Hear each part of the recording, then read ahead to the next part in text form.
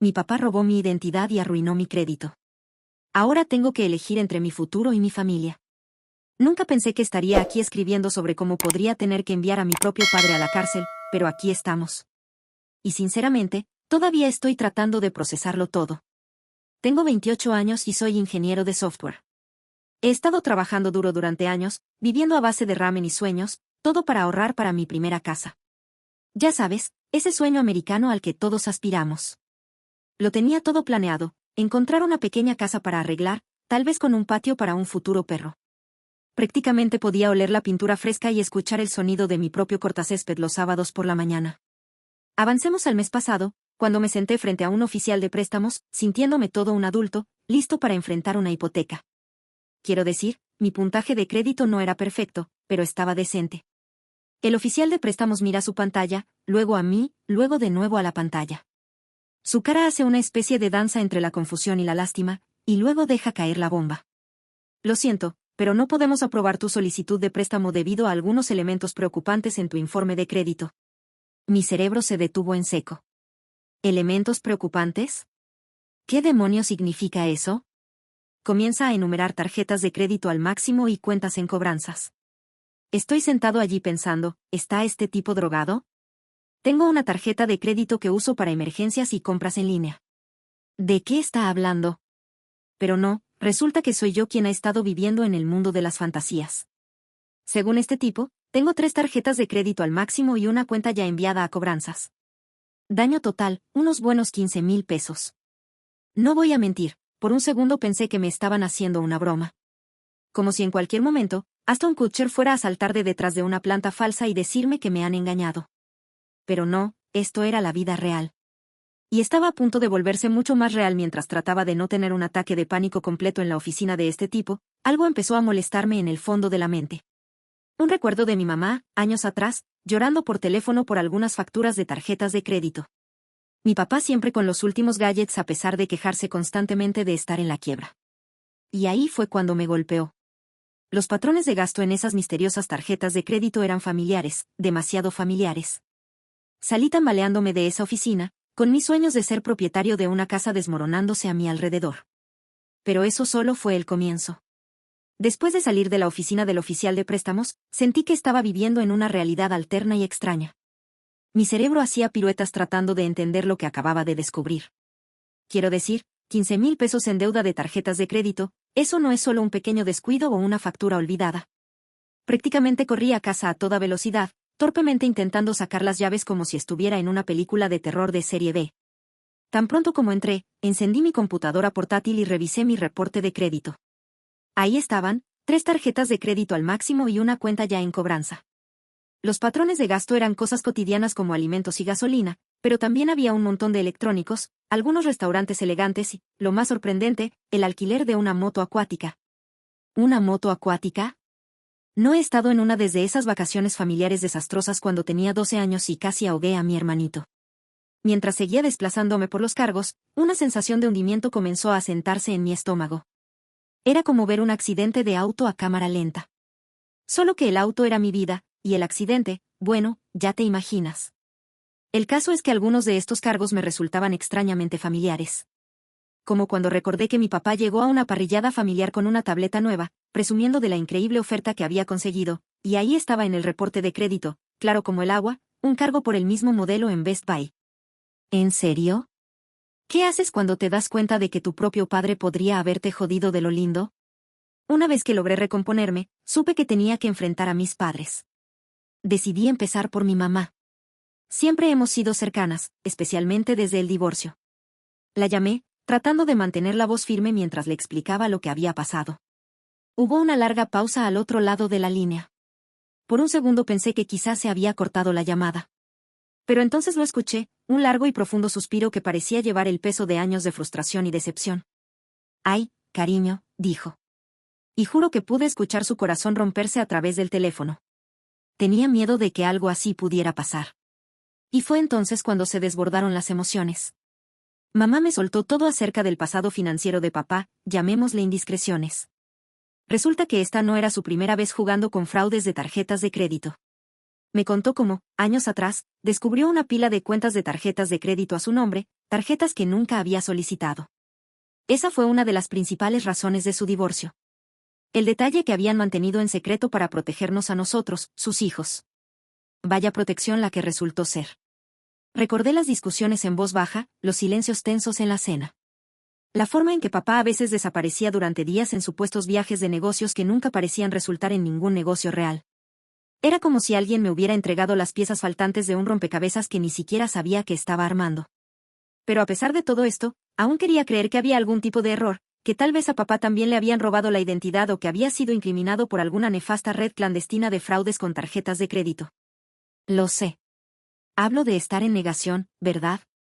Así que, con el corazón latiendo como un martillo neumático, llamé a mi papá. Déjame pintarte una imagen de mi viejo. Imagina si un vendedor de autos usados y un Golden Retriever tuvieran un hijo, y ese hijo creciera para convertirse en un hombre de mediana edad con entradas en el cabello y una asombrosa habilidad para salir bien librado de cualquier situación. Ese es mi papá en pocas palabras. Cuando le conté sobre la negación del préstamo y las misteriosas tarjetas de crédito, su reacción fue, bueno, digamos que no fue precisamente tranquilizadora. Se lo tomó a risa, diciendo que seguramente me había olvidado de abrir esas tarjetas. Yo. ¿El tipo que una vez pasó 3 horas comparando precios de papel higiénico para ahorrar $2? Estas cosas pasan, hijo. Tienes que tener más cuidado con tu número de seguro social hoy en día. Hay muchos estafadores por ahí. Sentí que me estaba volviendo loco. Prácticamente lo estaba acusando de robo de identidad, y él me estaba sermoneando sobre cómo cuidar mi información personal. Cuanto más hablaba, más me enfadaba.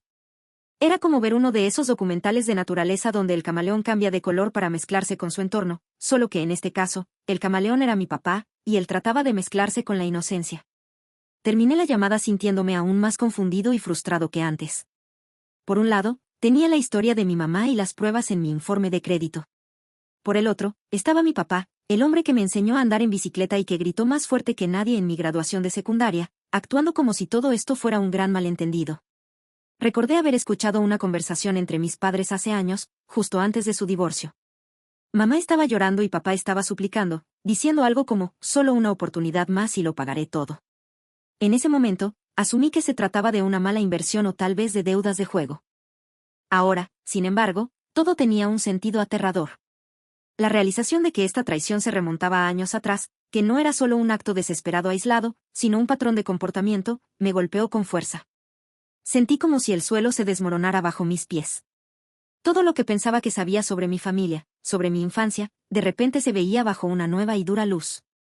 Pasé horas revisando viejos correos electrónicos y mensajes de texto, buscando pistas que quizás había pasado por alto. ¿Y sabes qué? Estaban allí.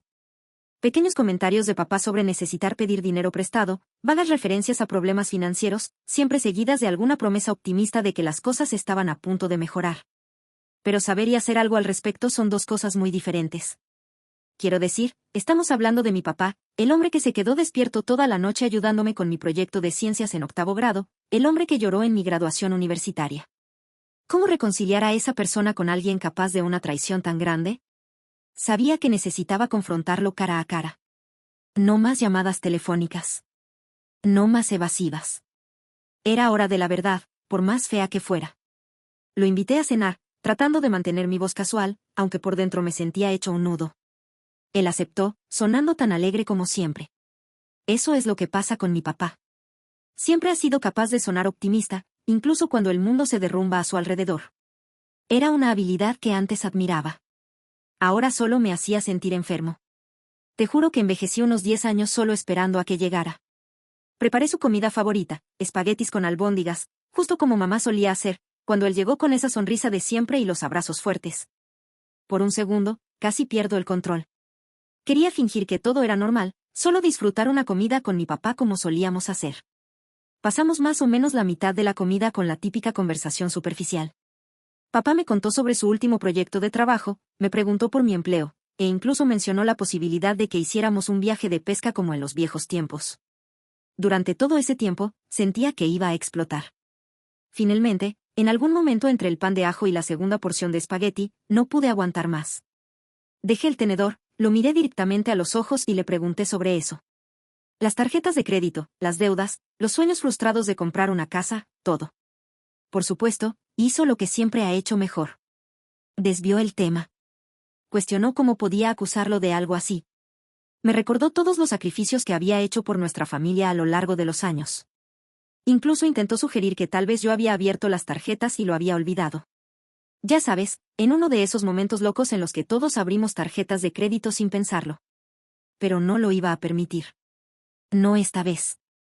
Saqué los informes de crédito y los deslicé sobre la mesa hacia él. Le recordé la conversación con mamá, los patrones que había notado, los recuerdos que de repente tenían sentido. Con cada punto que mencionaba, veía como su encanto habitual y su brevado se desmoronaban. Y finalmente, sucedió. Sus hombros se hundieron. La sonrisa falsa desapareció, y simplemente se desinfló. Fue como ver un globo perdiendo todo su aire. Nunca quise que esto llegara tan lejos, dijo, apenas en un susurro. Empezó de manera pequeña, ya sabes, solo un poco de dinero prestado para salir del paso. Pero luego se salió de control. Mientras hablaba, la historia completa salió a la luz, como su negocio había estado luchando durante años, mucho más de lo que había dejado ver, como abrió la primera tarjeta a mi nombre con la intención de pagarla rápido. Pero luego una tarjeta se convirtió en 2 y 2 en 3. Habló de la vergüenza, del miedo constante a ser descubierto, de las noches sin dormir. Quería sentir empatía. Después de todo, era mi papá, el tipo que siempre había sido mi héroe. Pero estaba furioso. Esto no era solo una mentirita o un momento de debilidad. Era un engaño calculado que había arruinado seriamente mi vida. Lo arreglaré, seguía diciendo. Pagaré todo. Solo no vayas a la policía, por favor. Me arruinaría. Ojalá pudiera decirte que tuve una respuesta profunda, digna de película, que di un discurso sobre la confianza y las consecuencias que habría hecho sentir orgulloso a Morgan Freeman.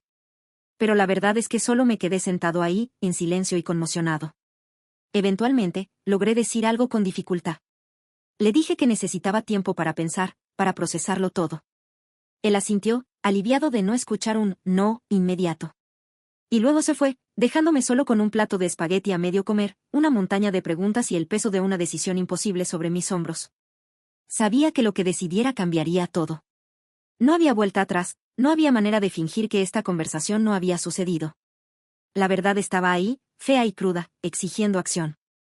Actualización 1. Pasé los siguientes días en una neblina, funcionando en modo automático en el trabajo mientras mi mente corría a 1000 por hora. Debí parecer un zombi porque mis compañeros de trabajo me preguntaban si estaba bien. Si tan solo supieran la mitad de la historia. Durante los almuerzos, me escondía en mi coche buscando frenéticamente todo lo que pudiera sobre robo de identidad y fraude de crédito. Cuanto más leía, más me daba cuenta de lo completamente arruinado que estaba. Una noche, en un momento de desesperación, incluso me encontré en uno de esos sitios web dudosos que prometen borrar tu historial de crédito por una pequeña tarifa. Por un instante, lo consideré de verdad. Así de mal estaba mi cabeza en ese momento. Así que hice lo que cualquier millennial con algo de respeto propio haría en una crisis. Publiqué en Reddit.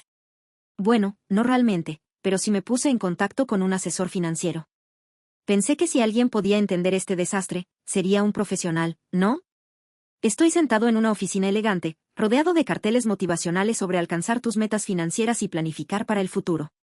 Y frente a mí está este tipo en un traje que probablemente costó más que todo mi guardarropa, mirándome como si le hubiera dicho que creo que la Tierra es plana. Comienza a soltar términos como recuperación de crédito, rehabilitación financiera y impacto a largo plazo. Pero en resumen, estaba completamente, absolutamente, arruinado. Dificultades para rentar apartamentos, obtener préstamos e incluso, tal vez, para conseguir ciertos trabajos. Pero cuando mencioné que había sido mi padre quien había hecho esto, el señor traje elegante tuvo la audacia de sugerir que tal vez debería resolverlo dentro de la familia. Como si esto fuera una pelea tonta sobre quien se comió la última rebanada de pizza, y no un robo de identidad a nivel de delito grave. Salí de esa oficina sintiéndome aún más perdido que cuando entré. Pero mientras caminaba hacia mi auto, algo dentro de mí se rompió. Quizás fue la manera en que el asesor financiero había ignorado mi situación, o tal vez fue simplemente la acumulación de todo el estrés y la rabia que había estado guardando. Sea lo que sea, me encontré sacando mi teléfono y marcando el número de mi mamá antes de darme cuenta de lo que estaba haciendo. Querido, amo a tu padre. Me ha dado a ti y a tus hermanos. Y por eso siempre estaré agradecida. Pero el amor no justifica la traición. Tienes que protegerte, aunque eso signifique tomar decisiones difíciles. Fue como si algo roto dentro de mí se liberara. Me encontré llorando en mi auto, en medio de un estacionamiento, aferrado a mi teléfono como si fuera un salvavidas. Pero entre las lágrimas, sentí algo más, resolución. A la mañana siguiente, llamé al trabajo para reportarme enfermo. Mis manos temblaban tanto que apenas podía marcar el número. Pero lo hice. Me puse los pantalones de adulto y conduje hasta la estación de policía. El oficial que tomaba mi declaración seguía mirándome como si no supiera si yo era la víctima o el criminal. Por un momento, esperaba que me pusiera unas esposas y me arrojara a una celda por hacerle perder el tiempo. Pero eventualmente, después de lo que parecieron horas de preguntas y llenado de formularios, terminé. Oficialmente había denunciado a mi propio padre por robo de identidad. No había llegado ni a casa cuando mi teléfono comenzó a sonar sin parar. Resultó que la policía ya había contactado a mi papá, y él decidió convocar una reunión familiar sin mí. Mis hermanos fueron los primeros en ponerse en contacto. Mi hermana mayor, siempre la pacificadora, dejó un mensaje de voz rogándome que lo reconsiderara, que buscara otra solución. Mi hermano menor me envió una serie de mensajes de texto furiosos, llamándome de todo, y más.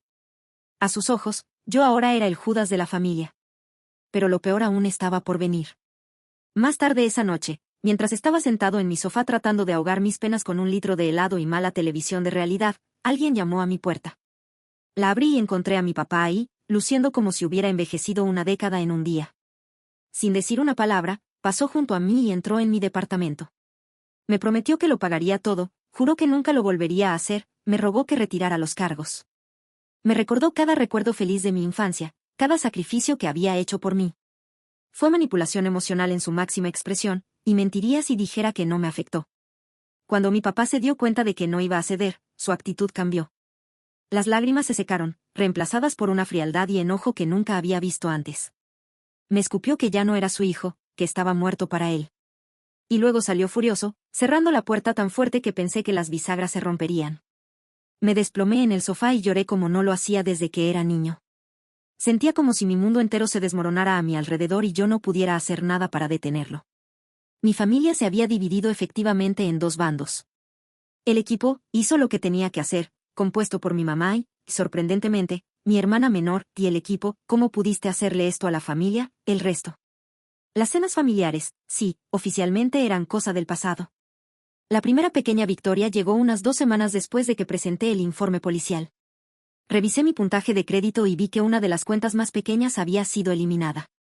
Por supuesto, la vida tiene una manera de equilibrar las cosas. Justo cuando comenzaba a sentir que tal vez, solo tal vez, las cosas estaban mejorando, recibí una llamada de mi hermano. Resultó que todo este drama lo llevó a revisar su propio reporte de crédito. ¿Y adivina qué encontró? Sí, lo adivinaste, 2 tarjetas de crédito abiertas a su nombre de las que no sabía nada. La trama, como dicen, se complicaba. Mi hermano estaba en estado de shock. Lo escuché mientras pasaba por las mismas emociones por las que yo había pasado apenas semanas antes. Pero aquí está el asunto, por más que me doliera escuchar a mi hermano pasar por eso, también fortaleció mi determinación. Esto no fue un error aislado ni un momento de desesperación por parte de mi papá. Esto era un patrón, una serie calculada de decisiones que habían lastimado no solo a mí, sino a varios miembros de nuestra familia. Pasé horas al teléfono con mi hermano guiándolo por los pasos que yo había seguido, ofreciendo la poca sabiduría que había ganado en mi propio calvario. Al final de nuestra maratónica sesión telefónica, decidió presentar su propio informe policial. Y así, la grieta familiar se ensanchó aún más. Actualización 2. Es hora de la actualización final en este viaje salvaje, retomando donde lo dejamos. Después de meses de investigaciones y procedimientos legales, finalmente cayó el martillo. Arrestaron a mi papá. No fue un espectáculo dramático digno de la televisión. En cambio, fue algo discreto. Se entregó en la estación de policía local una mañana temprano. Me enteré a través de una llamada de mi mamá. Me dio los hechos sin adornos. Papá había sido arrestado. Lo estaban reteniendo a la espera de la fianza, ya que los cargos eran graves. Robo de identidad, fraude y una larga lista de delitos financieros me hicieron dar vueltas la cabeza. Las noticias locales recogieron la historia y de repente el nombre de nuestra familia estaba en todos los titulares. Hombre de negocios local arrestado en esquema de fraude, proclamaban. Era surrealista ver mi apellido asociado con palabras como presunto fraude y delitos financieros. La atención de los medios era incómoda. Los reporteros llamaban, y algunos incluso se presentaban en mi apartamento. Mantenía las persianas cerradas e ignoraba el teléfono que no dejaba de sonar. Se sentía como estar bajo asedio, pero sabía que pasaría. Los ciclos de noticias se mueven rápido, y pronto, alguna otra historia ocuparía el centro de atención. Lo que no pasó rápidamente fue el impacto en nuestra familia. El arresto creó una brecha entre nosotros que no estaba seguro de que alguna vez se pudiera sanar por completo. Mis hermanos estaban divididos. Algunos, como mi hermano, que también había sido víctima, apoyaban firmemente la justicia. Otros luchaban con lealtades en conflicto, encontrando difícil reconciliar al padre que conocían con el criminal descrito en la acusación. Las reuniones familiares se volvieron tensas, llenas de silencios incómodos y discusiones acaloradas. Ese año, el Día de Acción de Gracias fue un desastre. Tratamos de mantener las cosas normales, pero la silla vacía en la cabecera de la mesa lo decía todo. El pavo estaba seco, la conversación forzada, y me fui temprano con un fuerte dolor de cabeza y un corazón pesado. A lo largo de todo esto, traté de mantener mi enfoque en reconstruir mi propia vida. El proceso legal siguió su curso. En el fondo, un constante zumbido de actividad que estaba vagamente consciente de que existía, pero intentaba no dejar que me consumiera. El abogado de mi papá se comunicó algunas veces, buscando información o apoyo. Lo remití a mi propio abogado y lo dejé así. Afortunadamente, mi situación crediticia mejoraba lentamente. Las cuentas fraudulentas habían sido eliminadas y mi puntaje de crédito comenzaba a subir. Aproximadamente 6 meses después del arresto, se fijó la fecha del juicio. Como testigo clave, sabía que tendría que testificar. La perspectiva me llenaba de temor.